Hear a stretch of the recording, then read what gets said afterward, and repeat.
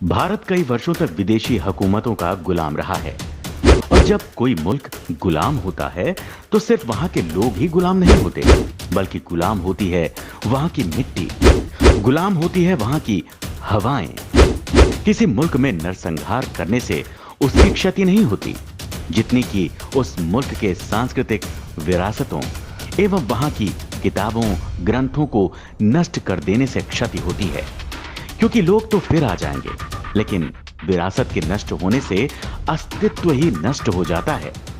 कुछ अंग्रेजी सत्ताधीशों का मत था कि भारत एक संतरे की तरह है जिसमें एक छिलके के अंदर कई फांके रहते हैं। मतलब साफ था कि हम इतने विविध धर्म संप्रदाय में रहने के बाद भी मोती समान एकता के धागे से पिरोए हुए हैं। सच बात है, भौतिक गुलामी से तो हम आजाद हो गए, लेकिन मानसिक गुलामी का दंश कहीं ना कहीं अभी भी झेल रहे हैं। इसका उदाहरण है मध्य प्रदेश के सीधी जिले के पेशाब कांड की घटना।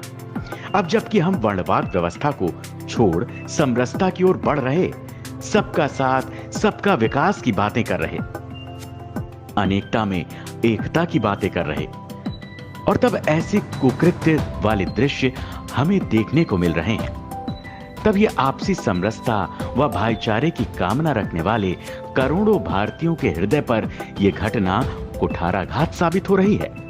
यह घटना सीधी जिले के कुबरी गांव के रहने वाले कोल जनजाति समुदाय के एक व्यक्ति के साथ घटित हुई, जिस पर स्थानीय विधायक का प्रतिनिधि कहे जाने वाले शख्स प्रवेश शुक्ला द्वारा पेशाब कर इस कुकृत्य को अंजाम दिया गया। घटना का वीडियो वायरल होने पर स्वाभाविक सी बात राजनीतिक पार्टियों का भी उबाल देखने को मिला और अगले ही दिन आरोपी प्रवेश शुक्ला के गांव में प्रशासन गड़गड़ाहट करते हुए बुलडोजर के साथ जा धमका।